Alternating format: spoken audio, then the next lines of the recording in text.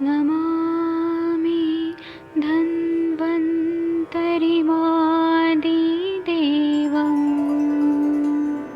सुरासुरैर्वन्दितपादपद्मम् लोके जरामृत्युनाशम्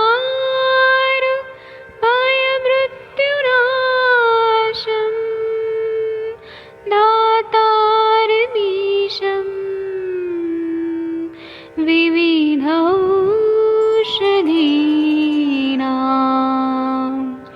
शङ्खं चक्रं जलौकां दधतं मृतघटं चारुतोर्भिश्चतुर्भिः सूक्ष्मस्वच्छादिरुद्यं शुकपरिविलसन्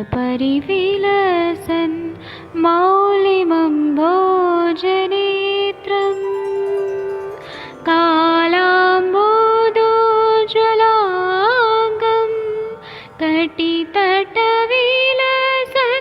चारुपीताम्बराढ्यं वन्दे धन्वन्तरिन्तं निखिलगदमिव प्रौढदावाग्निनीलम्।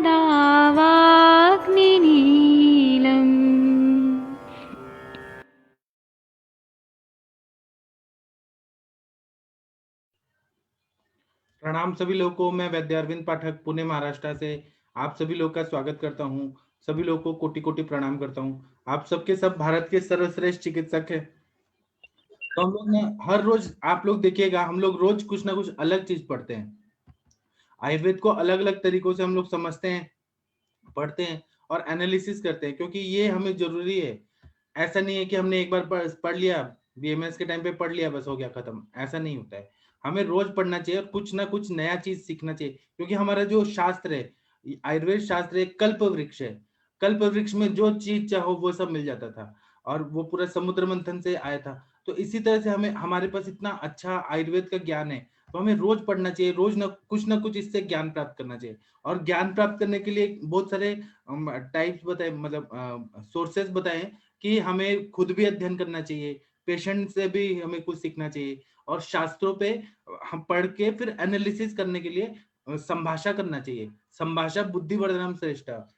तो जब तक डिस्कस नहीं करेंगे, बहुत सारे कॉन्सेप्ट क्लियर रहते हैं, जो डाउट्स आते हैं शास्त्र पढ़ने के टाइम पे, तो वो संभाषा करने से ही समझ आ जाता है। तो इसी, और ऐसा लिखा भी है कि हम लोग अपने गुरु लोगों से भी कुछ सीखते हैं, अपने सहपाठी से भी सीखते हैं, अपने छोटों से भी सीखते हैं। सीखने का ये प्रोसेस है, सब चीज जो भी हो रहा है। तो अभी मैं आप लोगों को अनम्यूट करने का ऑप्शन देता हूँ, और मैं कामला व्याधि के बारे में, पांच भौतिक चिकित्सा में किस तरह से देखा गया है।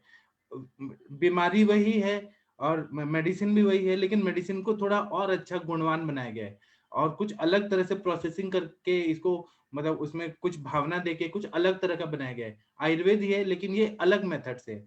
तो हम लोग इसको देखेंगे। कामला व्याधि आप लोगों ने, सभी लोगों ने पेशेंट भी देखे होंगे, कामला व्याधि पढ़ा भी है। तो मैं आप लोगों को बताता हूँ कि कामला व्याधि जो है, यह दो टाइप का होता है। कामला के भेद आयुर्वेद ग्रंथों में बहुपित्त कामला और रुद्रपथ कामला ऐसा बताया है। तो बहुपित्त कामला में बहुत ज्यादा नख नयन वदन मूत्र पुरुष, इसमें पीला पीला आ जाता है, पुरुष भी पीला हो जाता है। रुद्रपथ कामला में कफ का अवरोध होता है, सीबीडी सेंट्रल बिलियरी डक्ट, जो मॉडर्न साइंस ने भी माना है कि वहां पे कुछ ना कुछ ऑब्स्ट्रक्शन हो जाता है कफ और वायु की वजह से। उसके वजह से पित्त जो है वो आ नहीं पाता है कोष्ठ में, और शाखागत हो जाता है, और उसके वजह से तिल पिष्ट निभ मल प्रवृत्ति होती है, क्योंकि मल को जो कलर देने वाला जो पित्त है वो आ ही नहीं पाता है। तो इसकी वजह से ये कॉम्प्लिकेशंस होते हैं। तो तिल पिष्ट निभ, तो एक शाखाश्रित हो जाता है कामला, एक बहुपित्त कामला कोष्ठाश्रित होता है। तो इसी के बारे में हम लोग देखते हैं। अब हम निदान देखेंगे। अगर निदान देखेंगे तो बहुपित्त कामला है, इसमें अति उष्ण, तीक्ष्ण, कटु आहार का सेवन किया जाता है, मतलब बहुत ज्यादा तीखा वगैरह खाना खाया जाता है, अति मद्यपान किया जाता है, बहुत गरम गरम उष्ण वीर्यात्मक भी और उष्ण गरम गरम चीजें भी खाई जा रही है, तीक्ष्ण चीजें खाई जा रही है, कटु आहार का सेवन किया जा रहा है, अति मद्यपान किया जा रहा है। अगर हम लोग चरक संहिता में देखेंगे तो उसमें बोला है कि जो पांडु रोगी है वह पित्त, पांडु रोगी का पित्त ऑलरेडी प्रकोपित हुआ है, और वह और भी ज्यादा पित्त का प्रकोपक आहार विहार करता है, तो वह कामला में कन्वर्ट हो जाता है। मतलब उनके हिसाब से बोल रहे हैं कि स्वतंत्र रूप से भी होता है और उस रूप से भी कामला हो जाता है। दूसरा रुद्रपद कामला जो है, इसमें थोड़ा सा डिफरेंस बताया निदान में कि इसमें अति उष्ण तीक्ष्ण कटु आहार सेवन अति मद्यपान तो किया ही जा रहा है, साथ में शीत और मधुर अन्नपान का भी सेवन किया जा रहा है जो कफ और वायु का प्रकोप कर रहे हैं। दूषित जलपान का प्रयोग किया जा रहा है, अति व्यायाम किया जा रहा है, वेगों का विधारण किया जा रहा है, तो इससे रुद्रपद कामला हो जाता है। इसके बाद में हम लोग संप्राप्ति देखते हैं, तो संप्राप्ति में ऐसा पता चलता है कि इसमें निदान का सेवन हुआ, शरीर में उष्ण और तीक्ष्ण गुण की वृद्धि हो गई, तो इस तरह से क्षारधर्मी व्याधि हो गई। जो कामला व्याधि है ये क्षारधर्मी है क्योंकि यहाँ पे हीट बढ़ रहा है बहुत ज्यादा, पित्त का उष्णता तीक्ष्णता बढ़ रही है, उष्ण और तीक्ष्ण गुणों की वृद्धि हो रही है।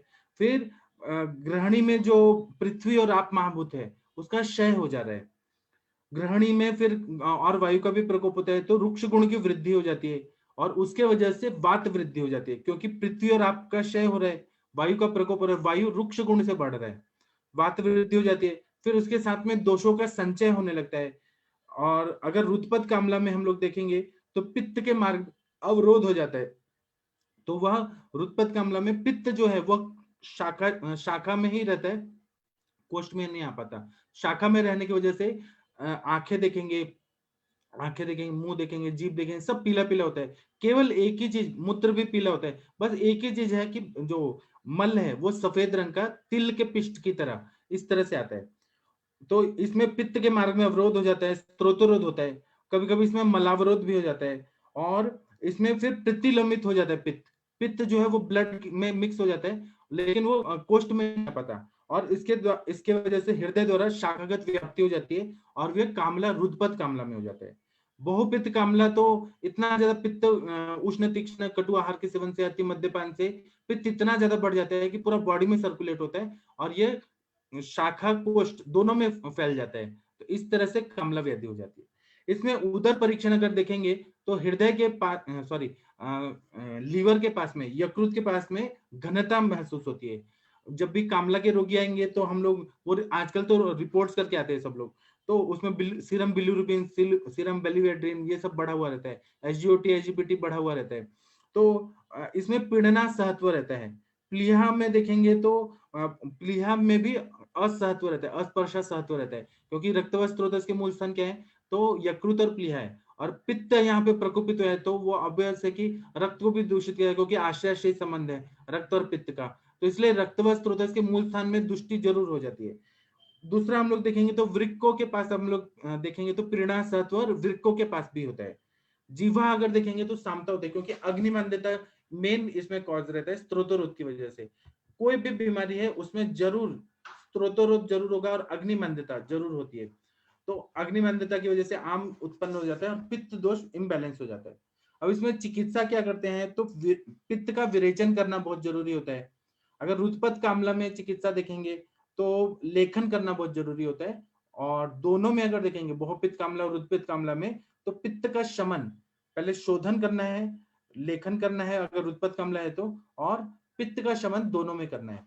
अब इसमें चिकित्सा अगर देखते हैं तो पांच भौतिक चिकित्सा के हिसाब से विरेचन में फल त्रिकादि काढ़ा ये देते हैं 50 ml सुबह और शाम दोनों टाइम, अच्छे से पेट साफ हो। इसमें क्लासिकल विरेचन नहीं किया जाता है कि स्नेहन शोधन कराए, इसमें दोनों टाइम विरेचन कराना है। तो फल त्रिकादि क्वाथ का प्रयोग करते हैं या फिर इसमें ये करते हैं कि विरेचन पहले हो जाए, तो इसमें पित्त विरेचन होने से मार्गावरोध दूर हो जाता है। अब ये बहुपित्त कामला में भी आम की वजह से स्त्रोतरोध हुआ है रक्तवात स्त्रोत में, तो वहां पर भी किसी न किसी तरह से मार्गावरोध हुआ है और रुद्रपद कामला में तो हुआ ही है, पित्त का जो सीबीडी है सेंट्रल बिलियरी डक्ट वहां तो हुआ ही है, तो विरेचन करने से थोड़ा उसमें हेल्प रहता है लेकिन उसमें खासकर लेखन करना जरूरी होता है वात और कफ की संप्राप्ति भंग करने के लिए, उसका हम बाद में देखेंगे। तो इसमें विरेचन जब कर लेते हैं तो पित्त का शमन हो जाता है क्योंकि दूषित पित्त जो है, एक्स्ट्रा पित्त जो शरीर में सब जगह फैल रहा है, वह नख नयन वदन मूत्र पुरुष सब जगह जो है वह पूरी तरह से निकल जाता है, तो पित्त बैलेंस स्टेज में आ जाता है, पित्त का शमन हो जाता है। इसमें कुटकी जो है फल त्रिकादि क्वाथ में कुटकी प्रमुख औषधि है, यह यकृत का उत्तेजना देती है और भेदन कार्य करती है, मल का भेदन करती है। अब मल ये नहीं है कि पुरुष के रूप में मल देखें, पूरे शरीर में आम के रूप में भी मल है, यह सूक्ष्म धातुओं के बीच में मल है, एक एक सेल के बीच में मल है, वह सब का मल का भेदन करती है। और क्या करते हैं विरेचन का मतलब ये नहीं है कि केवल पेट साफ हो रहा है, लूज मोशन हो रहा है, पूरा शरीर का शुद्धि करती है। तो इसलिए कुटकी प्रमुख औषध है। प्रथम सप्ताह होने के बाद जब विरेचन हो जाता है तो फिर फल त्रिकादि गुग्गुल का प्रयोग करते हैं। इसका प्रयोग करने से क्या है कि गुग्गुल और लेखन कार्य करता है और आम का पचन करता है और थोड़ा थोड़ा पेट साफ करते रहता है। तो विरेचन के बाद फल त्रिकादि गुग्गुल का उपयोग करते हैं। और फल त्रिकादि गुग्गुल जो है 60 ml का गोली आता है, 60 mgm का, सॉरी 60 mgm का गोली आता है, 60 मिलीग्राम का, सुबह शाम देते हैं। तो सुबह ये किस काल में देते हैं? तो सुबह 6 बजे देते हैं, कफ का काल जब शुरू होता है तब। अगर हमें रुत्पत कामला में देना है तो रुत्पत कामला में लेखन करना जरूरी है। तो नॉर्मली हम दोषों के हिसाब जब चिकित्सा करते हैं तो त्रिभुवन कीर्ति देते हैं। यहाँ पर ये लोग क्या करते हैं कि फल त्रिकादि गुग्गुल का कफ के काल में प्रयोग करते हैं, सुबह 6 बजे और शाम को 6 बजे। तो इससे क्या होता है कि जब लेखन कार्य होते हैं किंचित और यकृत की शुद्धि होती है, यकृत की उत्तेजना होता है, भेदन कार्य होता है फल त्रिकादि गुग्गुल से, क्योंकि फल त्रिकादि इसमें है। तो इसमें फल त्रिकादि में त्रिफला है, कुटकी है, फिर इंद्रावण है, ये सारे द्रव्य हैं और गुग्गुल है। तो फल त्रिकादि गुग्गुल से यकृत की घनता कम होने तक इस्तेमाल करना चाहिए, ऐसा बोला है। सुबह 6 बजे और शाम को 6 बजे 60 mgm तक देना चाहिए। उसके बाद में आरोग्य वर्धनी वटी, हर काबला के रोगी में आप लोगों ने भी दिया होगा, इसको जरूर आरोग्य वर्धनी को देते हैं। और आरोग्य वर्धनी का अनुपान दूध होता है, क्योंकि यह बहुत ज्यादा सारधर्मी औषधि है। तो इसको ज्यादा, इससे कोई बॉडी में हीट और ना बढ़ जाए, क्योंकि उष्ण दवाई है थोड़ा, तो इसलिए आरोग्य वर्धनी है। यकृत उत्तेजना करती है, आम का पचन करती है, पित्त का रेचन करती है, क्योंकि इसमें कुटकी और नीम है। तो फिर ये जब करती है तो इसका नाम ही है आरोग्य वर्धनी। यकृत को उत्तेजना देती है, यकृत का कार्य अच्छा करती है, पित्त का शमन करती है, सारकिट्ट विभजन को अच्छा करती है, और एक एक रस रक्त मांस में दस्ती मज्जा शुक्र अच्छा बनने लगता है, क्योंकि ये धात्वग्नि लेवल पे भी इसका कार्य होता है।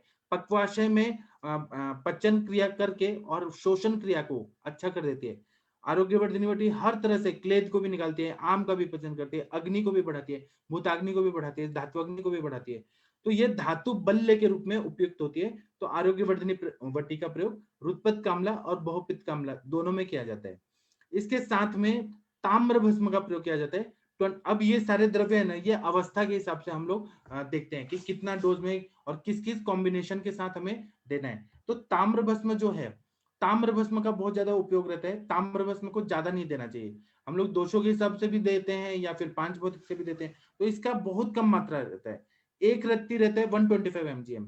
तो इसकी मात्रा जो है ताम्रभस्म 20 mgm बोला है, इतना कम मात्रा में, मतलब 6 गुना कम मात्रा में 1/6 रत्ती इतना ही देना है। 125 mgm का 1/6 भाग, इतना कम मात्रा में। और आप 5 भौतिक का देखेंगे ना, तो 5 भौतिक चिकित्सा में उनका एक अलग तरह का चम्मच आता है, जिसमें बहुत लंबा ऐसे सलाई जैसा वो रहता है और आगे चम्मच एकदम छोटा सा रहता है। मैं कभी यहाँ ग्रुप में भेजूंगा, या आप लोग को चाहिए तो मैं भेज भी दूंगा। तो उससे हम लोग ताम्रभस्म जब निकालते हैं, इतना कम मात्रा आता है, एक रत्ती का 1/6 भाग, इतना कम भाग। तो ये मूल, इसको जब देते हैं और द्रव्यों के साथ, तो मूली का रस और शहद के साथ देते हैं तो बहुत अच्छा फायदा होता है ताम्रभस्म को। और बच्चों में तो और भी कम देते हैं, 10 mgm, मतलब एक रत्ती का 1/10 भाग, इतना देने से भी फायदा हो जाता है। तो ये ताम्रभस्म है, ये सारक है, लेखम धर्म है। तो ये इतना सेफ है कि गर्भिणी को भी देने के लिए यहाँ पे बोला है, बालकों को भी देना है, मृदु व्यक्ति को भी देना है, मृदु व्यक्ति मतलब सुकुमार व्यक्ति को भी देने के लिए बोला है। और अनुपान में जो मूली का स्वरस बोला है, वो भी बड़ा वाला मूली नहीं, जो कोमल जो मूली होता है, यह क्या करता है कि मूली का स्वरस है वो ताम्रभस्म की गुणवत्ता, उसके कार्य को अच्छा इम्प्रोवाइज करता है, वेदन भी कार्य करता है। सर मूली क्या है? मूली मुळा, रेडिश, मुळा आपण बोलतो ते ना? हाँ मुळा। आपको लग रहा होगा कि मूली मतलब मूली लड़की, द्रव्य है ऐसे मुझे लगा। महाराष्ट्र में मूली मतलब लड़की, गर्ल को मूली बोलते हैं, मुर्गी। हाँ सर, मूली मुझे लगा हिंदी में मूली ये द्रव्य है ऐसे लगा। मुड़ा बोलते हैं ना सर आप हाँ अपने मुड़ा, यहाँ? व्हाइट व्हाइट रहता है वही ना, अभी श्रावण में मिलता है। हाँ कोमल वाला मूली जो रहता है वो ओके सर। मूली होता है। आपको लग रहा है मुलगी, मैं लड़की को क्यों दूंगा इसमें?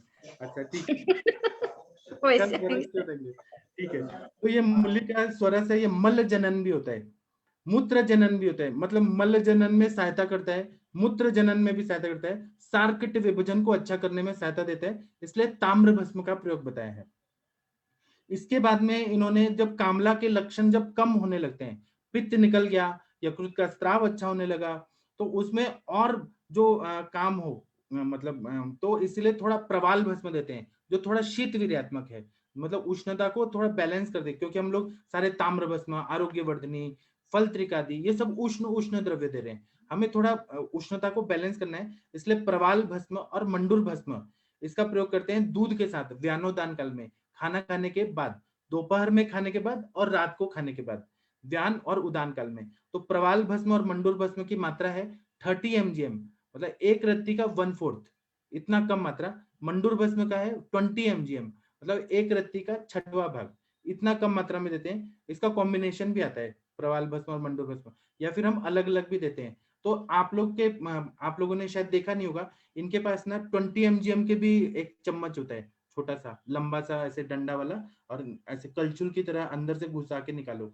तो 20 mgm का भी इनका आता है, और 30 mgm का भी आता है, एक रत्ती का भी आता है। अलग अलग मात्रा के लिए अलग अलग इन्होंने सब इंस्ट्रूमेंट बना के ये लोग देते हैं।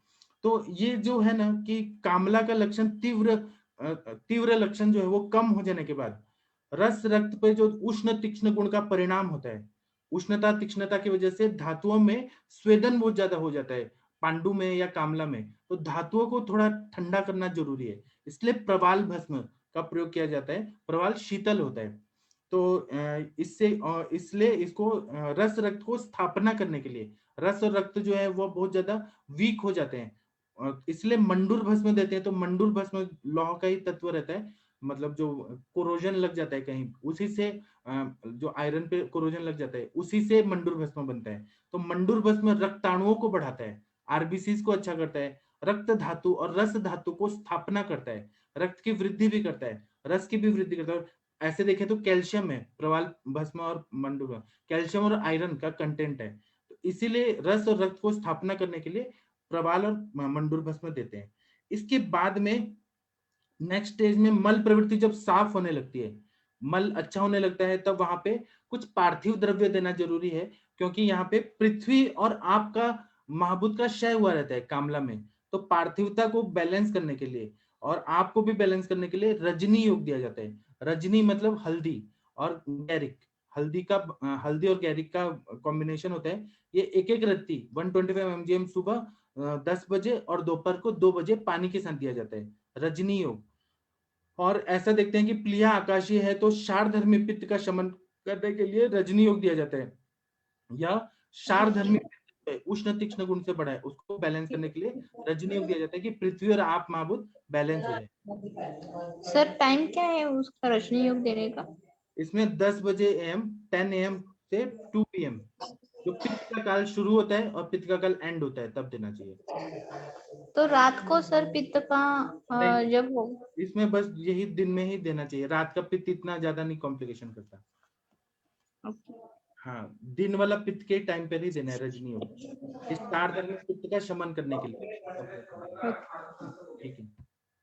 फिर इसके बाद में बोल रहे हैं कि और इसमें हीट बहुत ज्यादा बढ़ा है तो कुछ मूत्रल द्रव्य भी देना पड़ता है। तो स्वदंशादि गुगुल 100 mgm सुबह और शाम देते हैं, या फिर व्यानोदान काल में देते हैं, या अपान काल में खाने के पहले देते हैं, पानी के साथ या धान्य हिम के साथ। मतलब एक गिलास पानी, नॉर्मल पानी लेना है, उसमें धान्य चूर्ण डाल के उसका हिम बनाना है, थोड़ा सा ठंडा होने देना है, मतलब वो ठंडा ही पानी रहता है, और उसके साथ में देते हैं। तो स्वधनुषादि गुगुल देते हैं, तो इससे क्या होता है कि मूत्र जनन कार्य होता है, और जो क्षारधर्मिता बढ़ गई है बहुत ज्यादा कामला की वजह से, तो उसको बैलेंस करने के लिए थोड़ा अम्ल धर्मी दवाई, इसलिए स्वधनुषादि गुगुल देते हैं।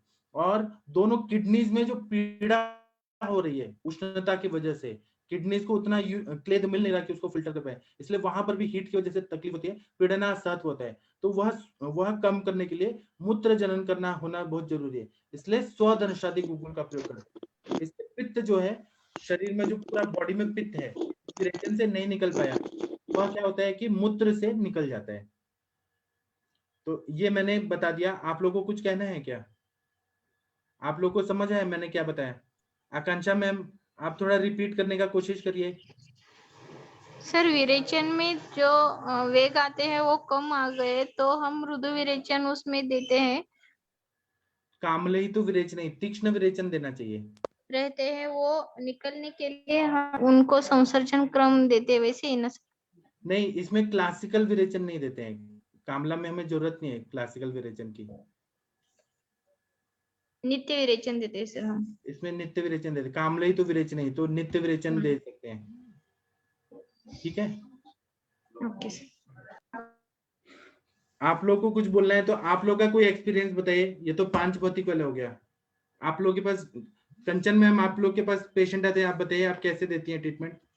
हाँ, प्रणाम सर। बताइए। हाँ सर, दोनों टाइप के पेशेंट देखे हैं, रुद्रपद कामला वाला भी और पित्त कामला वाला भी देखा है सर। और हमारा लाइन ऑफ ट्रीटमेंट ऐसे ही सर्वकल्पकवात आरोग्यवर्धिनी मैं देती हूँ। उसमें जैसे आरोग्यवर्धिनी को आपने बहुत अच्छे से एक्सप्लेन कर दिया। तो इसमें जैसे आरोग्यवर्धिनी में भी ताम्र होता ही है और कुटकी होता ही है। तो मैं मेरे यहाँ पे ऐसे कुटकी चूर्ण वगैरह नहीं है, तो मैं आरोग्यवर्धिनी को फर्स्ट लाइन ऑफ ट्रीटमेंट रखती हूँ यहाँ पे। और विरेचन के लिए हरित की चूर्ण रखती हूँ। और बहुत बार मैं कॉम्बिनेशन में जैसे स्वर्ण वसंत मालती है, काशीज भस्म है, प्रवाल पंचामृत है, कामदूधा है, ये भी ऐड करती हूँ। मतलब जो पेशेंट है उसके हिसाब से और रोग के हिसाब से, उसकी अवस्था के हिसाब से ऐड करती हूँ सर। जैसे यहाँ पे आपने अभी भी बताया ना कि विरेचन जरूरी होता है, सच में यहाँ पे विरेचन जरूरी होता है। पर जो रुद्रपद कामला होता है उसमें बहुत बार ऑब्स्ट्रक्शन होने की वजह से बहुत बार पेशेंट का मतलब कि जो प्रॉब्लम है वो मेडिसिन से सॉल्व नहीं होता है, तो कभी कभी वहाँ पे सर्जरी भी एडवाइस करनी पड़ती है। क्योंकि कभी कभी होता है कि गॉल ब्लैडर स्टोन हो जाते हैं और सीबीडी डक्ट में वो अटक जाने की वजह से कि उसका ये रुद्रपद कामला डेवलप होता है। तो इसमें बहुत बार सर्जरी भी करनी पड़ती है सर। क्योंकि मैंने एक पेशेंट देखा था, उसको 15 डेज मैंने ट्रीटमेंट दिया, पर उसमें वहां पे कुछ भी प्रॉब्लम सॉल्व नहीं हो रही थी। तो लास्ट में मैंने उसको बोला था कि ये सर्जरी करके निकाल देना। तो वो सर्जरी करके, और एक था कि जिसमें कैंसर भी था और रुद्रपद कामला भी डेवलप हुआ था। तो उस पेशेंट में सर्जरी करके वो उसको निकालने के लिए बोला, फिर बाद में बाकी का ट्रीटमेंट चालू रखा सर। ऐसे आते हैं सर, बहुत मतलब बहुत ही कॉमन दिखता है ये काम। ये मुंबई साइड में तो बहुत ही कॉमन दिखता है जी सर। ठीक है, आप लोगों को कुछ और बताना है तो बताइए, नहीं तो मैं मराठी किताब को हिंदी में पढ़ के बताऊंगा। मेरे सामने मराठी है, इतना फास्ट कमल मैम भी नहीं बोल पाएंगी, इतना फास्ट मैं कर पाऊंगा। ठीक है, सर आप मेरे गुरु हैं तो आप फास्ट करने आप इतना हिंदी नहीं बोल सकते हैं, मराठी बोल के भी आपको टाइम लगेगा। मैं ना देख देख के, हम दोनों कभी कंपटीशन करेंगे, मराठी देखना है और हिंदी में बोलना है। ठीक है, तो इसमें हम लोग देखते हैं, मराठी किताब से पढ़ रहा हूँ। इसमें है कि कामला जो है यह पित्त की व्याधि है। शरीर में पित्त का अगर निर्मित बहुत ज्यादा होने लगा तो हमें पता भी नहीं चलता है, और पूर्ण व्याधि जब व्याधि अवस्था तक आता है, ये मतलब स्वरूप प्राप्त हो जाता है, तो इसमें 7-8 दिन तो ऐसे ही निकल जाता है। तो इस काल में जब पता चलता है कि यह कामला हो गया है, किसी भी नॉर्मल चेक भी करे तब भी ना व्यक्त होने में थोड़ा टाइम लगता है। 7-8 दिन का जब हो जाता है तो पित्त का उष्णत्व और तीक्ष्णत्व जो है नॉर्मल से थोड़ा ज्यादा बढ़ा हुआ दिखने लगता है 7-8 दिन के टाइम में। जब यह संचय प्रकोप प्रसर स्थान संशय और रूप में आता है, इतने में जब हमारे पास पेशेंट आते हैं तब तक ये बढ़ गया होता है पित्त। तो इसमें क्या होता है कि शुरुआत के टाइम में रोगी को भूख बहुत ज्यादा लगता है, बहुत चीजें उल्टी पुल्टी खाने की मन करती है, इसलिए बोलते हैं विविधान कामान लाती, मतलब जो बहुत सारे इच्छाएं उत्पन्न करता है कि तीखा खाओ, मिर्ची खाओ, ये खाओ, वो खाओ, इसलिए इसको कामला व्याधि बोलते हैं। भूख थोड़ा बढ़ जाता है और वह ऐसा भूख रहता है क्योंकि पित्त बढ़ा हुआ है उष्णता तीक्ष्णता से, तो इसमें असमाधान कारक वृत्ति हो जाता है। मतलब कितना भी दे दीजिए चटपटा और कुछ भी समोसे पकोड़े दे दीजिए, लेकिन मन जो रहता है वो मानता नहीं है, इतना ज्यादा असामान्य समाधानी वृत्ति बन जाता है। फिर उसमें देखते हैं कि मल रूप द्रव्य का जो बाहर जाने का प्रमाण है वो कम हो जाता है, मल कम निकल रहा है और बहुत भूख भी लग रही है, जो बैलेंस होना चाहिए मल का, मल बाहर निकलने का, वो कम हो जाता है। और मल वेग जो है वह आता तो है लेकिन उसमें स्त्रोतरोध होने की प्रवृत्ति ज्यादा रहती है, और उसके बाद में यह स्त्रोतरोध बढ़ते जाता है धीरे धीरे। अब ये स्त्रोतरोध पुरुषाशय में भी हो सकता है, हर एक धातुओं में भी हो सकता है कि मल अच्छे से नहीं निकल पा रहे हैं।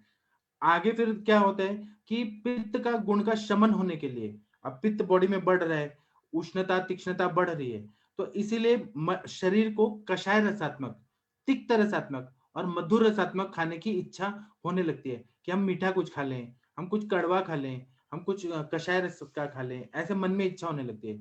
विपरीत गुण इच्छा, ऐसे बॉडी की टेंडेंसी हो जाती है। फिर आगे देखते हैं तो पित्त का बढ़ा हुआ जो उष्ण तीक्ष्ण गुण है, मतलब जो तेज महाभूत बढ़ा हुआ है, वह क्या करता है कि पृथ्वी और आप महाभूत जो शरीर में तत्व हैं उसको वो ग्रसित कर लेता है। जो शरीर में स्नेह है उसको वो सुखाने लगता है और सुखाने लगता है। उसी तरह से हम लोग देखेंगे कि आमाशय जो है वो कफ का स्थान है और वहां पे रोगी की रोग की संप्राप्ति ज्यादा होने की वजह से पित्त का जो गुण है वो आमाशय के कफ का शोषण नहीं कर पाता है, ऐसा हो जाता है, उसको उतना टाइम नहीं मिलता है। फिर उसके वजह से फिर क्या होता है कि पित्त का गुणधर्म जो है ग्रहणी मार्ग में जाने लगता है और ये पित्त जो है यह क्या करता है कि पित्त के साथ थोड़ा वायु भी प्रकोपित हो जाता है और यह बिना वायु के तो पित्त और कफ कुछ काम ही नहीं कर सकते। तो ये पित्त वायु की वजह से आता है तो ये स्नेहांश को सुखाने लगता है। उष्ण और तीक्ष्ण पित्त है और रुक्ष गुणात्मक वायु है, ये क्या करता है कि रुक्षत्व ला देता है शरीर में और वहां पे जो आप और आप महाभूत है उसको सुखाने लगता है कामला व्याधि में और बॉडी में टेम्परेचर बढ़ने लगता है, पित्त का उष्णता तीक्ष्णता बढ़ने लगती है। इसके बाद में फिर क्या होता है कि अगर रुद्रपथ कामला होना है तो जो वहन मार्ग है वहां पे रुकावट आने लगती है, वहां पे थोड़ा सा कफ की भी दृष्टि होती है, कफ को भी सुखाने लगता है, कफ का अवरोध हो जाता है, कफ वहां जाके स्त्यान कफ जमा हो जाता है सीबीडी में, वहां चिपक जाता है और वायु उसे और रुक्ष बना के स्त्रोतरोध कर देता है, ये एक होता है। और दूसरा बहुपित्त कामला में भी क्या होता है कि जो ग्रहणी का जो एरिया है वहां पे रुक्षत्व आ जाता है और जो आप महाभूत जो हमेशा गीला करके रखता है वह नष्ट होने लगता है। उसके बाद में वहां रुक्षत्व आने की वजह से वहन मार्ग में रुकावट आने लगती है और ये दोषों की गुण की वृद्धि और होने लगती है।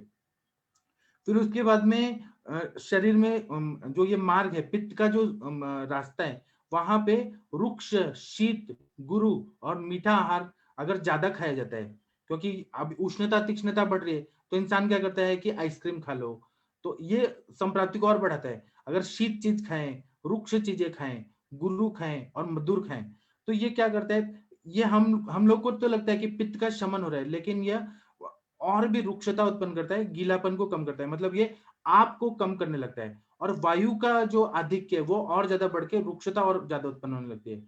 इस वहन मार्ग में दोषों का संचय शुरू हो जाता है, पित्त का आंत्र में उतरने का जो मार्ग है वो बंद हो जाता है और यकृत से उत्पन्न होने वाला पित्त जो है वो डायरेक्ट इंटेस्टाइन में न आके वह मार्ग बंद हो जाता है और वह मार्ग का बंधन होने की वजह से हृदय से शाखा में फेंका जाता है। ये रुद्रपथ कामला के बारे में बता रहे हैं। और फिर कामला रुद्रपथ कामला व्याधि होने का क्रिया शुरू हो जाता है। इसमें कम से कम 1 हफ्ता का टाइम और लग जाता है।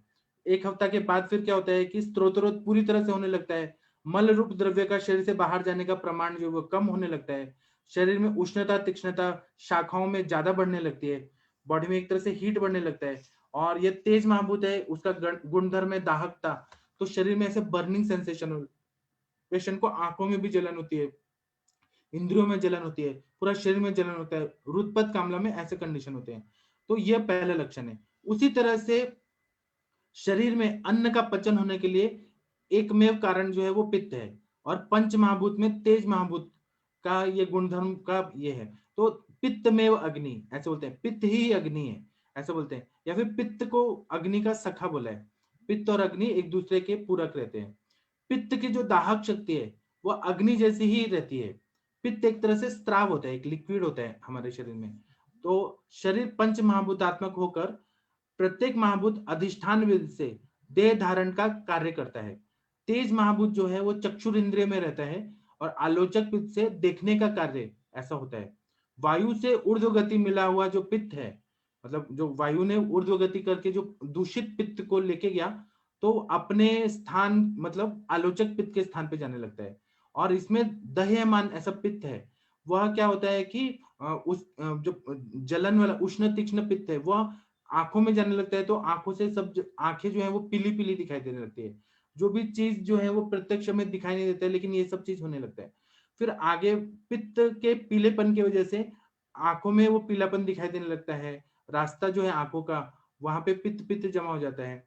तो फिर पेशेंट जो है वो मतलब डॉक्टर के पास जाने लगता है कि अरे आंखें पीली होने लगी बहुत ज्यादा।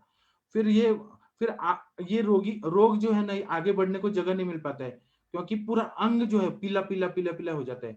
पीले रंग का पित्त है, पीले रंग का पित्त जो है वो पूरे शरीर में फैल जाता है। और फिर मल जो है, मल आंत्र में तो जा नहीं पा रहे, रुद्रपद कामला में मल जो शाखा में चला गया है, तो इसलिए मल को कलर नहीं मिल पाता है। तो तिल पिष्ट निभम यस्तु कामलवन सृजन मलान कफ रुद्रपथम वा, वाग्भट चिकित्सा स्थान अध्याय 16 में 45 नंबर का श्लोक है कि कामला के रोगी को मलोत्सर्जन ठीक से नहीं आता है, मल नहीं निकल पाता है, और आता भी है तो बहुत ही गंदा, थोड़ा थोड़ा, और तिल के पिंड के समान थोड़ा थोड़ा आने लगता है, सफेद रंग का होता है। मतलब मल जो होता है वो काला जैसा और पीला जैसा, व्हाइट जैसा तिल जैसा आता है। अच्छे से पेट साफ नहीं होता है और बहुत सामता बहुत ज्यादा रहती है, क्योंकि अन्न में पाचक पित्त का स्त्राव जो रहता है वह तो रहता ही नहीं है, इसलिए भूख भी नहीं लगती है। पहले शुरुआत में भूख लग रही थी, लेकिन अभी कामला में भूख ही नहीं लगती है, अन्न की इच्छा ही नहीं होती है। और दूसरा क्या है कि इसमें मल स्वरूपीय द्रव्य बाहर निकलने का वेग ही नहीं आता है, संवेदना ही नहीं आती है। मल जो है किट्ट रूप में अपने आशय में हमेशा जमा होने लगता है, इसलिए भूख नहीं लगती। कभी भूख लगती है, कभी नहीं लगती है इसमें। फिर वाग्भट चिकित्सा स्थान अध्याय 16 में बताया कि रुक्षम शीतम गुरु स्वादु व्यायाम विबल निग्रही कफ सम्मूर्छितो वायु यदा पित्तम बहिक्षिपेत हरिद्र नेत्रमुत्रत्वक श्वेत वर्चास्तदा नरः भवे साटो विष्टम मा गुरुणा हृदयेन च दौर्बल्याल्पाग्नि पार्श्वाति हितमा श्वासो अरुचि ज्वरहि क्रमिणो अल्पे अनुष्जयेत पित्ते शाखा समाशिते। ये शाखागत पित्त जो हो गया है, इसमें बोल रहे हैं कि ग्रहणी पित्त जो है ग्रहणी में आने के लिए हमेशा द्रवता चाहिए पित्त का। यहाँ पे रास्ते में द्रवता कम हो गया है। क्यों कम हो गया है? कि वायु का रुक्ष गुण बढ़ गया है, पित्त का उष्ण तीक्ष्ण गुण बढ़ गया है, कफ जो है वो स्त्यान हो गया है, वहां पे जाके चिपक गया है कफ। इसीलिए द्रवत्व कम होने की वजह से, मार्गावरोध होने की वजह से पित्त आ ही नहीं पा रहे। तो इसीलिए वो क्या होता है कि ग्रहणी में जो अवकाश होता है, आकाश जो होता है, जो सीबीडी रहता है, सेंट्रल बिलियरी डक्ट, वो कम हो जाता है। तो इसके वजह से इसमें कामला व्याधि हो जाती है। इसमें आहार में रुक्ष आहार का सेवन ज्यादा हो जाता है। तो इसीलिए हम लोग जब चिकित्सा करते हैं तो यहाँ पे हम लोग लेखन का पहले करते हैं। लेखन करना बहुत जरूरी, नहीं तो वो कफ निकलेगा ही नहीं। दूसरा बता रहे हैं कि पित्त पूरे शरीर में पीले रंग की जो छटा है वो आने लगती है, और पित्त का विक्षेपण ऊर्ध्व गति से होने के साथ में पूरा शरीर में जब सर्कुलेट होता है हृदय से, तो मूत्र का रंग भी बदलने लगता है। रक्त में पित्त का प्रमाण बढ़ा हुआ रहता है, रक्त में विष जो है मूत्र मार्ग से बाहर जाते हैं। यहाँ पे पूरा पित्त जो है वह मूत्र में भी आ जाता है, तो पीला पीला यूरिन होने लगता है। रुद्रपद कामला में भी पीला होता है, बहुपित्त कामला में भी पीला होता है। औषधि से हम लोग जब चिकित्सा करते हैं तो वेदन कार्य करने से पित्त का रास्ता थोड़ा खुल जाता है, और पित्त जो है, जो हम लेखन द्रव्य देते हैं, जैसे कि अभी मैंने बताया ताम्र भस्म देते हैं, या फिर फल त्रिकादि गुगुल देते हैं। अपने दोषों की जब चिकित्सा करते हैं तो हम त्रिभुवन कीर्ति देते हैं या त्रिकटु चूर्ण देते हैं। उससे क्या होता है कि पित्त का मार्ग जो है वो कफ का पचन होके वहां पे स्त्रोतरोध दूर होके पित्त जो है उसका रास्ता खुल जाता है, वहां पे आकाश महाभूत बन जाता है, और वो पित्त अपने प्राकृतिक गति से आने लगता है। तो कोष्ठ में आने की वजह से फिर वहां पे मूत्र का रंग जो है वो नॉर्मल होने लगता है, थोड़ा मतलब वो मल को भी कलर आने लगता है, तो पित्त का पीलापन थोड़ा कम हो जाता है, और रक्त का पित्त थोड़ा बाहर आने लगता है। ये है। अब चिकित्सा देखते हैं तो पित्त प्रधान बहुपित्त कामला में तो डायरेक्ट विरेचन ही बोला है, और रुद्रपद कामला में लेखन से शुरू करने के लिए बोला है। अब चिकित्सा और देखते हैं तो पित्त प्रधान रोग में सबसे पहले चिकित्सा है वो विरेचन करने के लिए बोला है। विरेचन जैसा दूसरा कोई भी दवाई नहीं है, इसीलिए फल त्रिकादि को ऐसा बताया है। तो इसमें फल त्रिक का अमृतेन तिक्त निम्ब किरात वासकही, ऐसा बता रहे हैं। मतलब त्रिफला लेना है, हरित की, विविध की, आम्ल की। अमृता लेना है, अमृता मतलब गुड़ुची लेना है। तिक्ता मतलब किरात तिक्त, नीम मतलब नीम, और वासा लेना है। इनका जब हम काढ़ा देते हैं तो ये, और इसमें हाँ कुटकी रह गया, कुटकी भी देते हैं।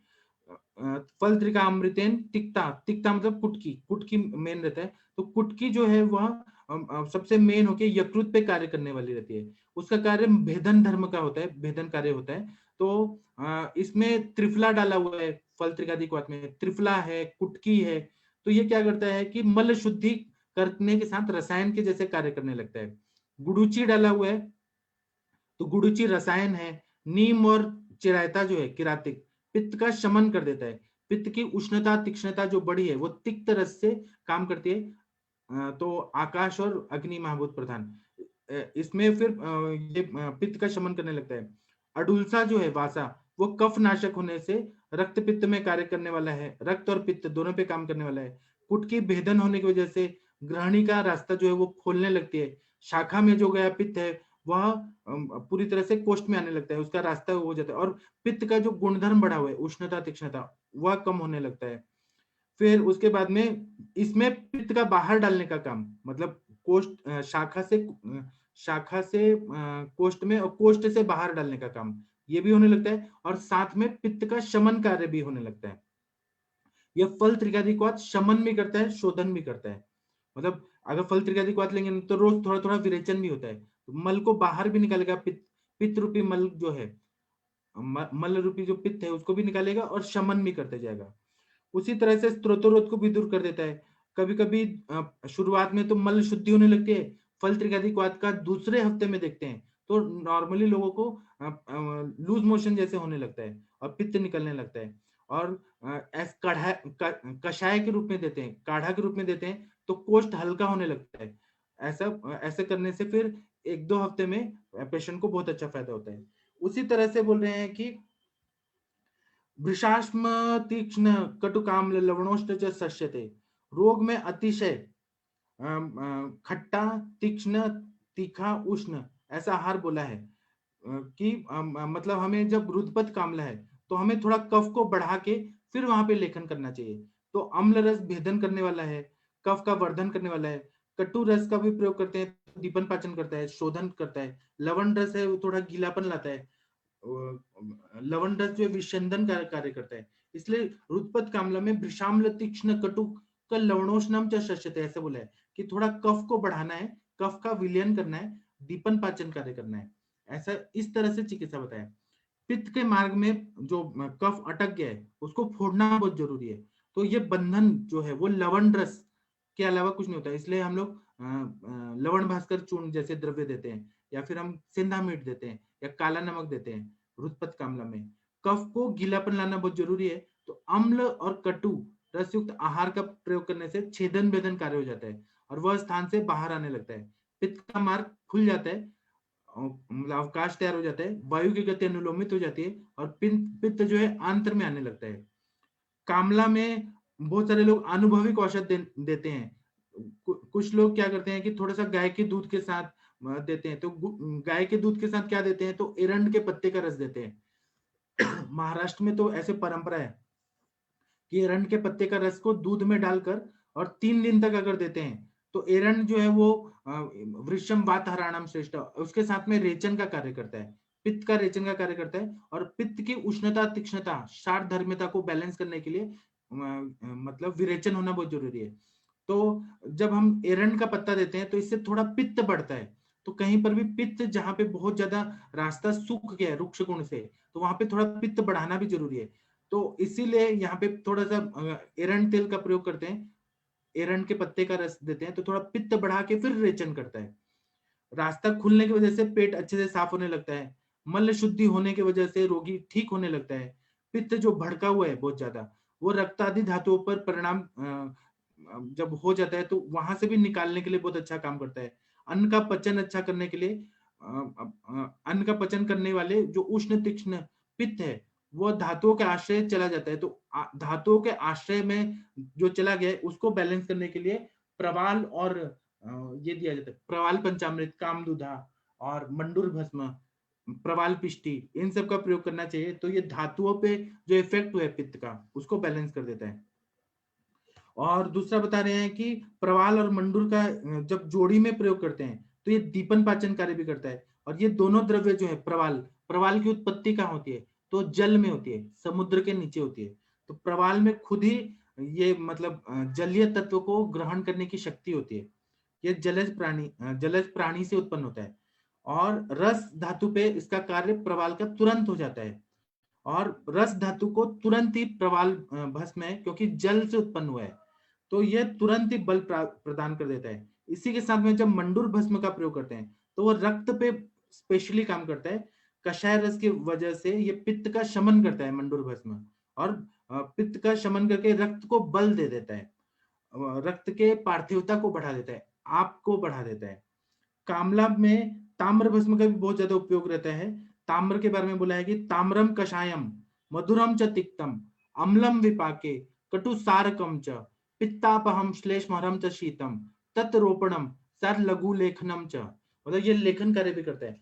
ताम्र भस्म का अगर हम लोग देखेंगे तो सबसे मेन काम क्या है कि ये सारक है, पित्त का सारक है और लेखन का कार्य रहता है करता है। तो ये क्या करता है कि सारक धर्म जो होता है तो यकृत को वो उत्तेजना देके पित्त का स्त्राव योग्य मात्रा में करने लगता है, और पित्त का सारक धर्म बढ़ जाने की वजह से विजातीय द्रव्य जो है, जो बॉडी के लिए टॉक्सिक द्रव्य है, वो बाहर निकालने का कार्य होने लगता है। यकृत से पित्त जो है वो आंत्र में स्त्रवण होने लगता है, कोई भी रास्ता जो है वो खुल जाता है। और रास्ता खोलने के लिए कोई तो ऐसा चीज चाहिए, जैसे हम लोग सुरंग बनाते हैं तो हम लोग कैसे बॉम्ब ब्लास्ट करते हैं, उसी तरह से लेखन का कार्य जो होता है वो सीबीडी में जो ये हो गया ऑब्स्ट्रक्शन हो गया, वो लेखन का धर्म जो है वो ताम्र में ही है, तो इसलिए वो पूरा रास्ता खोल देता है और आंत्र में अच्छे से सिक्रीशन होने लगता है।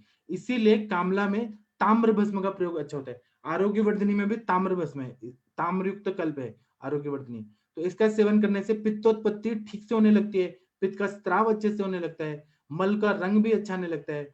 इसलिए सारक और लेखन गुण धर्म होने से ताम्र का बहुत ज्यादा उपयोग रहता है। उसी तरह से ताम्र भस्म कषाय रस है, मधुर रस है, तिक्त रसात्मक है, तो पित्त का शमन भी कर देता है। इतना सारा गुणधर्म वाला ताम्र भस्म है, ये कामला में बहुत ज्यादा उपयोगी रहता है। सारक धर्म की वजह से पित्त बाहर निकलने लगता है, पित्त का उष्णत्व तीक्ष्णत्व कम होने लगता है, इसलिए इस भस्म का प्रयोग शमन के लिए भी, सारक के रूप में भी, लेखन के लिए भी बहुत ज्यादा हो जाता है। इसके बाद में आता है कुटकी। कुटकी जैसे द्रव्य है वो तीव्र विरेचन नहीं करने वाला है, केवल भेदन करता है, केवल भेदन, मल का भेदन करता है। लेकिन कुटकी कम मात्रा में अगर दिया जाए, कुटकी का प्रमाण कितना है तो 125 mgm तक ही देना चाहिए, ज्यादा नहीं देना। आरोग्य वर्धिनी में भी हम लोग देते हैं तो बहुत कम मात्रा में मतलब कुटकी उसमें ज्यादा रहते हैं, लेकिन आरोग्य वर्धिनी भी हम हिसाब से डाला हुआ है। तो गर्भिणी में भी कुटकी का प्रयोग करने के लिए बोला गया है, अलाउड है। हम लोग स्ट्रॉन्ग विरेचन नहीं दे सकते हैं, तो अगर गर्भिणी को अगर कामला हुआ है तो ये कुटकी जैसे द्रव्य दे सकते हैं, और मूली का रस और मधु के अनुपान के साथ अगर दे दिया तो यकृत पे कार्य करने वाला है, तो गर्भिणी को, बच्चों को और वृद्धों को ये सेफ रहता है। और दूसरा बोल रहे हैं कि इसके साथ में मूत्र जनन का कार्य होना चाहिए, तो मूत्र जनन के लिए हम लोग स्वदृष्टादि गुगुल का प्रयोग करते हैं। दूसरा, छोटे बच्चे जो रहते हैं उनको बद्ध कोष्ठता जैसे विकार हो जाते हैं, मल शुद्धि अच्छे से नहीं हो पाती है, मल के पत्थर पत्थर जैसे बन जाते हैं, और मल संचय होने की वजह से स्त्रोत्र और बढ़ के फिर न ऐसे शरीर जकड़ जाता है बहुत ज्यादा, तब ताम्र भस्म का प्रयोग करने से बहुत अच्छा उपयोग रहता है। ताम्र भस्म का फायदा बहुत अच्छा होता है बच्चों के लिए। यकृत को बल मिलने से पित्तोत्पत्ति अच्छे से होने की वजह से स्त्रोत्र दूर हो जाता है और बहुत अच्छा फायदा होता है।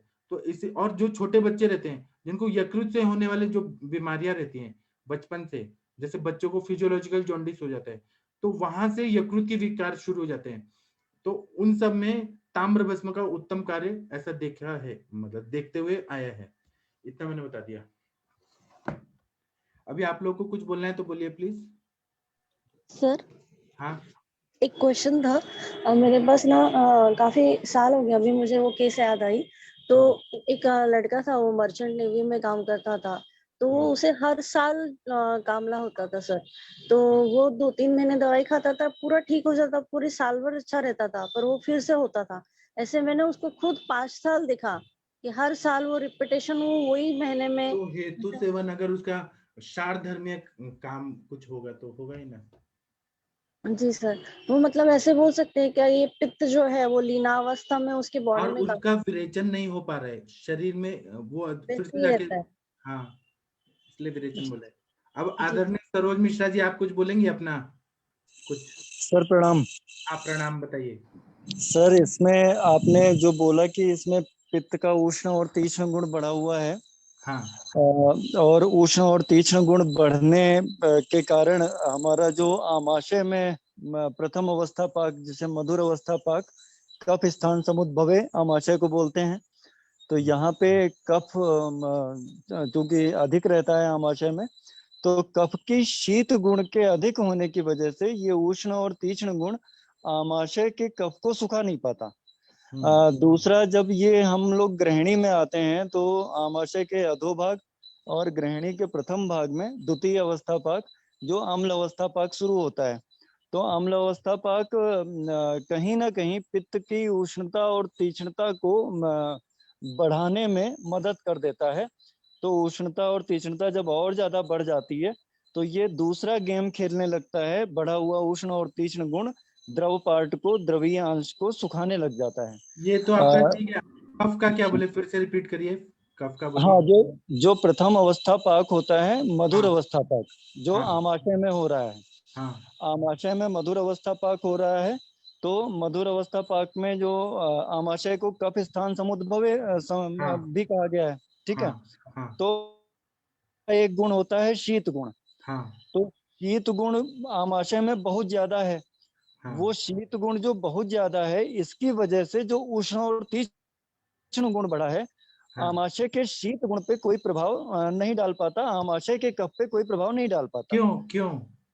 क्योंकि वहां पे शीत गुण बहुत ज्यादा हुआ होता है। तो लेकिन ऐसा बोलिए कि वैसा आहार का सेवन किया जा रहा है, मतलब पेशेंट जो पित्त बढ़ा है ना, पित्त जी बढ़ा है, आप बराबर जी बोल रहे हैं, पित्त बढ़ा है, हाँ उष्ण तीक्ष्ण गुण बढ़ा है, तो बॉडी में मन करता है कि हम ठंडा चीज खा लें, तो जी हेतु जी सेवन ऐसा किया जा रहा है, इतना हाँ हेतु सेवन किया जा रहा है कि उसको सुखा नहीं पा रहे हैं। हाँ हाँ, तो सुखा नहीं पा रहा है। हाँ, तो हाँ, वहाँ बोलिए बोलिए। इतना ड्रेस्टिक इफेक्ट ये पित्त का उष्ण और तीक्ष्ण गुण नहीं डाल पा रहा है। लेकिन जब हम लोग ग्रहणी में आते हैं, ग्रहणी हाँ में द्वितीय अवस्था पाक, अम्ल अवस्था पाक शुरू होता है, तो यहाँ पे इसको एक सिनर्जिस्टिक फैक्टर मिल गया कि जो अम्ल अवस्था पाक का नेचर रहता है, वो पित्त के उष्ण और तीक्ष्ण नेचर से एक सिनर्जिस्टिक रोल प्ले करता है, और उष्ण और तीक्ष्ण गुण को और ज्यादा बढ़ा के ये ग्रहणी के कफ को सुखा देता है, ड्राई कर देता है। जब ग्रहणी के कफ को ये सुखा देता है, तो यहाँ पे एक वायु का भी एक रुच्छ गुण पैदा हो जाता है। वायु का रुच्छ गुण, रुच्छता भी पैदा हो जाती है। तो वायु का रुच्छ गुण भी इसको और मिल गया, और रुच्छ गुण मिलने के कारण ये अब ऑब्स्ट्रक्टिव पैथोलॉजी पैदा करता है। जैसे मॉडर्न साइंस के हिसाब से अगर जो हम कामला को देखते हैं, तो 3 तरीके का जांडिस बोला गया है। एक तो ऑब्स्ट्रक्टिव, हिपेटोसेल्युलर और हीमोलिटिक जांडिस।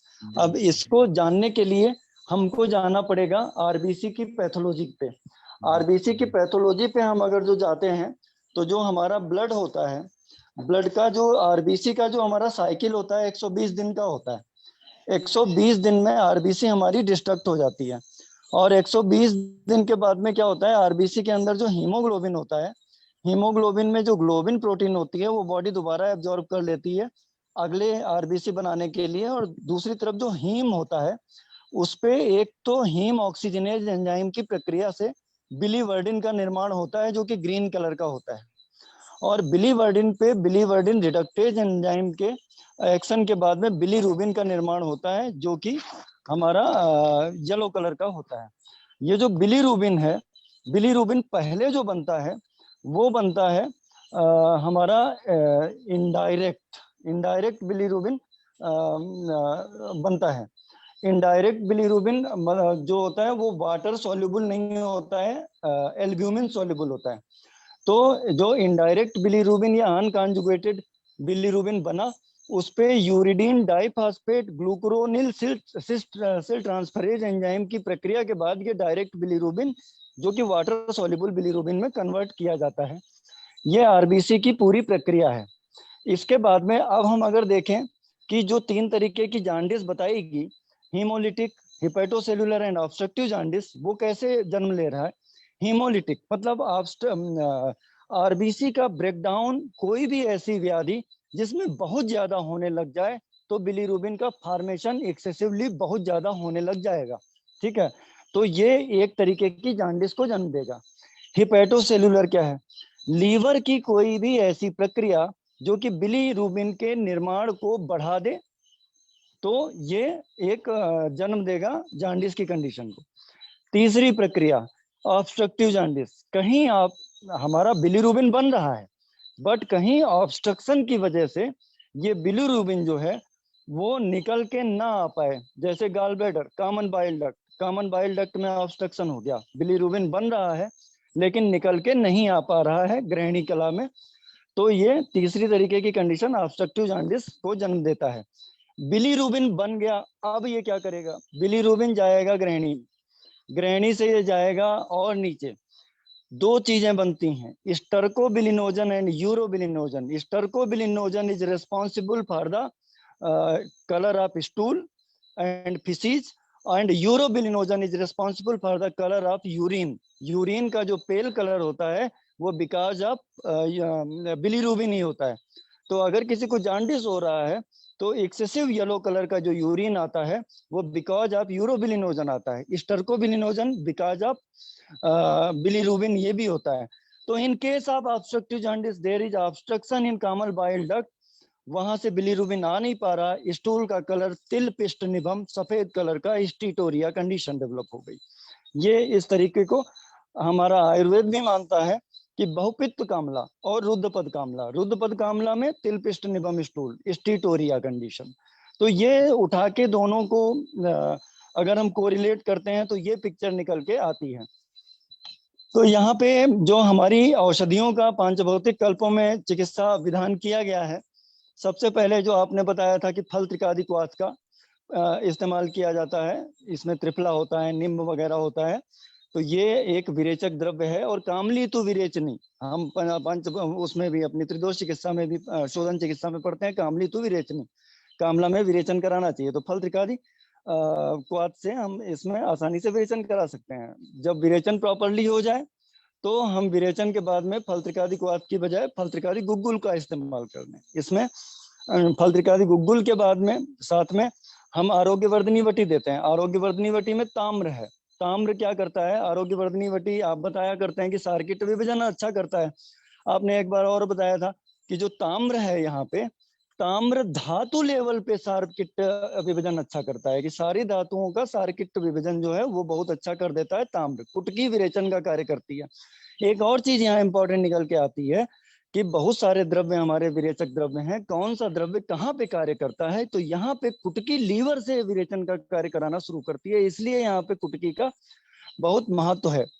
बाकी हम और विरेचक द्रव्यों को देखें, जैसे ईसबगोल है, ईसबगोल पक्वाशय से विरेचन का कार्य कराना शुरू करता है, तो यहाँ पे ऐसे द्रव्य काम नहीं करेंगे। इसीलिए आरोग्यवर्धनी वटी या कुटकी को हम जहाँ पे कॉमन बाइल डक्ट की ऑब्स्ट्रक्टिव पैथोलॉजी बिकॉज ऑफ कोलीलिथिएसिस होती है, वहां भी इसी का इस्तेमाल किया जाता है ऐसे द्रव्यों का। स्वदंष्ट्रादि गुग्गुल, क्योंकि स्वदंष्ट्रादि गुग्गुल यहाँ पे आपने बताया कि मूत्रपिंड पे भी स्पर्शा सहत्व रहता है, तो ये मूत्रपिंड के स्पर्शा सहत्व को भी कम करता है। और स्वदंष्ट्रादि गुग्गुल एक अम्लधर्मी कल्प भी है जो कि रक्त की क्षारधर्मिता को भी कम करेगा। तो ये दो एक बेनिफिशियल इफेक्ट दे रहा है। तो स्वदंष्ट्रादि गुग्गुल भी यहाँ पे इंडिकेटेड किया गया है। ताम्र आपने बता दिया, कुटकी आपने बता दिया, आरोग्यवर्धनी, इसके अलावा मंडूर भस्म आपने बता दिया, बहुत अच्छे से आपने उसको एक्सप्लेन किया मंडूर भस्म किस तरीके से कार्य करता है। अच्छा, इसके अलावा सर आपने एक चीज और बोली थी, वो मुझे याद नहीं आ रही। रजनी योग और प्रवाल मंडूर। यस एग्जैक्टली, प्रवाल भस्म जो है, प्रवाल भस्म भी एक अम्लधर्मी कल्प है जो कि रक्त की क्षारधर्मिता को कम कर रहा है। और रजनी योग भी एक अम्लधर्मी कल्प है जो कि रक्त की क्षारधर्मिता को हल्दी और स्वर्णगैरिक से बना हुआ। यहाँ पे हल्दी और स्वर्णगैरिक क्या करेगा कि स्वर्णगैरिक क्या करेगा, यहाँ पे उष्णता और तीक्ष्णता बहुत ज्यादा बढ़ी हुई है, तो जहाँ बहुत बड़े एरिया में आग लग जाए तो क्या डालते हैं? मिट्टी डालते हैं। मिट्टी डाल दी हमने हल्दी और स्वर्णगैरिक के रूप में। तो ये सर थोड़ा सा मेरा जो अभी तक समझ में आया आपने बताया था वो एक्सप्लेन और किया। ये पृथ्वी आप महाभूत कम हुए, तो पृथ्वी और आप महाभूत को बैलेंस करने के लिए रजनी योग एग्जैक्टली, ये हल्दी भी जो है वो आपको लाएगा, उसको बैलेंस करेगा, और गैरिक जो है वो पृथ्वी को करेगा। जी सर, जी सर। आप लोग को कैसा लगा ये अभी का सेशन? आकाश, वंदना मैम? बहुत बढ़िया सर, बहुत बढ़िया। सरोज सर, हिमोलिटिक जॉन्डिस में आयुर्वेदा के या एलोपैथी के कौन कौन से ड्रग्स प्रेसिपिटेट करते हो, वो नेक्स्ट सेशन में बताइए। जी जी वंदना मैम, हीमोलिटिक जॉन्डिस की कंडीशन पहले हम लोगों को देखनी पड़ेगी कि क्या क्या ऐसी कंडीशन बन रही है जहाँ पे ब्लड का एक्सेसिव ब्रेकडाउन हो रहा है। तो हमने उन सारी चीजों पे विचार करते हुए ट्रीटमेंट डिजाइन करना होता है। जी तो जी। हीमोलिसिस बिकॉज अब प्लेटलेट डिफिशियंसी हो रही है कि प्लेटलेट है ही नहीं और हीमोलिसिस होती जा रही है, आईटीपी जिसे कहते हैं, इडियोपैथिक थ्रोम्बोसिटोपेनिक परप्यूरा, है ना। तो इडियोपैथिक थ्रोम्बोसाइटोपिनिया, ठीक है। तो वहां पे ड्रग का डिजाइन अलग होगा। हॉजकिंस लिम्फोमा, वहां पे ड्रग का डिजाइन अलग होगा। कुछ ऐसे फैक्टर्स जो कि क्लॉटिंग फैक्टर्स होते हैं, उनकी कमी से अगर जो ये सब हो रहा है तो उनका ड्रग का डिजाइन अलग होगा। तो उन सब पे हम लोग आगे अलग विचार कर लेंगे। जी, ड्रग इंड्यूस जो हिमोलिटिक है उस पर आप कल बताइए। कल हम हाँ, उसमें केसेस भी जी बताऊंगा। यहाँ पे जी बहुत सारे बड़े बड़े मराठी किताबें, तो उसमें ना केसेस बहुत सारे दिए हैं। तो कल मैं इसी को पार्ट 2 कल पढ़ाऊंगा, तो मिश्रा जी भी कल बताएंगे। जी सर जी। आरती मैम, आपने हैंड रेज किया है। शर्मा मैम, आरती शर्मा मैम, मैम सुन रही हैं क्या? आपका म्यूट हो गया। आरती मैम म्यूट हो गया। सर अभी आ रही है आवाज? हाँ, आ रही है। हाँ जी, प्रणाम सर। सर मुझे पूछना था कि जैसे छोटे बच्चे रहते हैं, उनको हाँ। जैसे कुछ बच्चे के ऐसे कंप्लेंट्स रहती है कि 5 to 6 मंथ उनको ग्रीन कलर का इमोशन रहता है, तो वो एक नॉर्मल है या हम उसको कामला में लें? बाकी सारे वाइटल्स उसके नॉर्मल है। आरती मैम, इसमें एक चीज हमने अभी और नहीं बताई कि जो बच्चों को कामला होता है, जॉन्डिस होता है, वो एक नेचुरल प्रोसेस होता है। नहीं सर, वो तो क्योंकि फिजियोलॉजिकल जॉन्डिस होता है ना, जो बर्थ पे होता दो है। तरीके उसके के बाद ये भी दो, जैसे ना ना 5 ना या ना 6 महीने बच्चे को वहां पे ग्रीन कलर की इमोशन वहां है, तो उसको हम वहां किस पे में लेंगे? वहां पे कब तक फिजियोलॉजिकल है और कब पैथोलॉजिकल होता है, उसका भी एक पिक्चर है कि जी अगर सर। जो बिलीरुबिन 14 तक है तब वो फिजियोलॉजिकल माना जाता है। 14 से ऊपर अगर जो चला जाता है नवजात बच्चों में, तो वो पैथोलॉजिकल कंडीशन मानी जाती है। तो जो ग्रीन कलर का है, ग्रीन कलर का आप ये समझें कि बिलीवर्डिन बन गया लेकिन बिलीरुबिन नहीं बन पा रहा है, ठीक है। तो एक तो हीम ऑक्सीजनेज से बना था बिलीवर्डिन और बिलीवर्डिन रिडक्टेज से बना था बिलीरुबिन। तो कहीं हम ये सोच सकते हैं कि वहां पे बिलीवर्डिन रिडक्टेज नहीं है, ठीक है। इस तरीके की कंडीशन को भी हम कामला में ही मान लेंगे। और अगर जो इसके कॉम्प्लिकेशंस में जाते हैं तो कुंभ कामला, हलीमक वगैरह व्याधियां जो आती हैं, उसके बारे में सर से मैं कहूंगा कि थोड़ा सा विचार हाँ, रखेंगे तो ये सब पिक्चर निकल के आएगी हाँ, आगे। वो कल कल करेंगे। जी सर। नहीं पर मेरा सिर्फ ये क्वेश्चन है कि वो नॉर्मल है या नॉर्मल, क्योंकि बहुत सारे लोग ऐसे आते हैं पेशेंट, तो मतलब तो खुद ये जानना जरूरी है कि जो अगर 6 मंथ तक जो बच्चा जब फीड लेता है, मदर फीड लेता है या बॉटल टॉप अप फीड लेता है, जो भी लेता है, तो उसका जो ग्रीन कलर का मोशन आता है वो क्या हाँ, नॉर्मल में हम उसमें लेंगे? वो कैलाश सर, उसको डॉक्टर उसको कैलाश नॉर्मल सर कुछ समझें। बोलना चाहते हैं। हाँ, बोलिए उसको बोलिए। अच्छा, कैलाश सर बोल। आप पहले ये बोल दीजिए, फिर बोलेंगे। आप अच्छा पहले। हाँ, नमस्कार। उसमें आरती मैम क्या होता है कि जो हमारा बिलीरुबिन होता है ना, फोटोथेरेपी के द्वारा, सनरेज के द्वारा ब्रेक डाउन होता होता स्टूल के माध्यम से निकलता है, ठीक है। तो ये फिजियोलॉजिकल जॉन्डिस की भी कंडीशन में बिलीरुबिन कम करने का तरीका यही है। तो उसको आप एज ए नॉर्मल ही समझिए कि जो स्टूल का कलरेशन जो आ रहा है मतलब ना, 6 मंथ तक भी अगर किसी बच्चे को ग्रीन कलर का मोशन आ रहा है तो वो उसको हम नॉर्मल मानेंगे? नॉर्मल ही समझिए और उसका ये लेवल चेक करा लीजिए सीरम बिलीरुबिन। अगर जो नहीं, सीरम वो लेवल बिलीरुबिन भी, लेवल वाइटल्स उनके नॉर्मल रहते हैं, क्योंकि मैंने कई बच्चों में ऐसे देखा है, तो वो वाइटल्स नॉर्मल रहते हैं उसमें। हाँ, तो आरती ये क्या मैम, कहते हैं, बिलीरुबिन को कहीं ना कहीं निकालने का प्रोसेस है। बाकी वंदना मैम वगैरह विचार डालेंगे अपने। कैलाश सर कुछ बता रहे हैं। सर बोलिए सर। आरती मैम, इसको हम उसमें लेते हैं, मिल्क का इंडाइजेशन है ये। जब वो कोई मिल्क उसमें चेंज करते हैं, बच्चे को फीडिंग चेंज करते हैं, जब गाय का दिया दूध या भैंस का दिया, मदर का फीड कम हो नहीं, रहा है, जब वो तो मदर उस फीड स्थिति में ले रहा होता है है और ऐसा। फर्स्ट 6 मंथ्स तो बच्चा शीरपा ही रहता है ना, तो जैसे वो मदर फीड ले रहा है तो भी हम उसको ये बोलेंगे कि मिल्क इंडाइजेशन, और वो बहुत अच्छा फीड ले रहा है कि मतलब जैसे प्रॉपर अपना समय पे ले रहा है, तो भी हम उसको ये बोलेंगे कि इंडाइजेशन, और उसको और वो कोई सिम्टम नहीं है? वो इंडाइजेशन है। इसमें ज्यादातर हम लोग है ना, इसमें इसका ईस्ट इंडिया का आता है ना, बीटाजाइन ड्रॉप, बीटाजैम ड्रॉप्स है, आयुर्वेदिक ही है वो सारा, तो वो देते हैं, तो इससे इंडाइजेशन भी ठीक है, डायरिया भी ठीक हो जाता है उससे, वो उसकी ये दवाई है। पर उनमें डायरिया और नहीं वो जो रहता, उनमें सिर्फ उनकी जो कंप्लेंट रहती है, उनकी सिर्फ यही कंप्लेंट रहती है कि बच्चे को ग्रीन कलर की पॉटी आ रही है। ये ठीक है या उसी नहीं? के बारे में बोला है मैंने, वही बोला है आपको। और ये वो मिल्क का 6 मंथ के बाद इंडाइजेशन खुद है ही ठीक हो जाता है, प्रोटीन का। तो क्योंकि जब उनका अन्न शुरू हो जाता है ना, तो वो सारी चीज अपने आप से नॉर्मल होना शुरू हो जाता है, उसका कलर चेंज होना शुरू हो जाता है।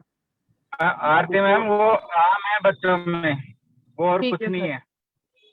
आरती हाँ, मैम नमस्कार। वो कुछ इसमें नहीं है, वो आप है ना आम है, सिर्फ आम, उसकी इंडाइजेशन पे काम करो, आरती उसमें मैम कैस्ट्रॉल आप दो तो तुरंत आपको रिलीफ मिलेगा। नमस्कार आरती मैम, इसमें आप जी, है जी। ना कफ की चिकित्सा कीजिए तो आपको उस पे रिजल्ट आएगा, क्योंकि ज्यादातर बच्चों में कफ का बढ़ा हुआ रहता है, तो इसमें ग्रीन जैसा हाँ, ये स्टोन चीज पास। मेरी ऑब्जर्वेशन रही है कि जिन भी और बच्चों को सेकंड, ऐसा रहता है उनका कफ रहता ही है। हाँ तो जी उनको मैम। मैं जैसे अमलतास का जो गुदा रहता है उसका बस मृदु, जैसे उसको जस्ट 2 या 3 ml उसको जैसे देती थी, तो उसका थोड़ा सा जी भी हल्का सा भी विरेचन होता था तो वो फिर से नॉर्मल हो जाता था और फिर हाँ वैसे ही हो मैम, जाता था। तो उसको आप है ना कफ का ट्रीटमेंट लंबा चालू रखो तो ये प्रॉब्लम हमेशा के लिए उसका सॉल्व हो जाएगा। सेकंड रीजन उसका स्तन्य दुष्टि। जी जी ठीक है, thank you. Okay, thank you. आप सबको आज का सेशन कैसा लगा कृपया बताइएगा। ठीक है, तो अभी का सेशन हम बंद करते हैं, फिर 8:15 बजे फिर मिलते हैं। कैसा लगा आप लोगों को सेशन? बहुत बढ़िया है सर, ज्ञानवर्धक है। तो अभी इसी का पार्ट 2 कल होगा सर, पार्ट 2 कल बहुत ही अच्छा किया sir, thank you sir. Thank you सभी लोगों का, थैंक यू, धन्यवाद, सभी को प्रणाम। Thank you. तो अभी 8 बजे मिलते हैं sir. Thank you Pawan ji, thank you Saroj ji, thank you सभी लोग।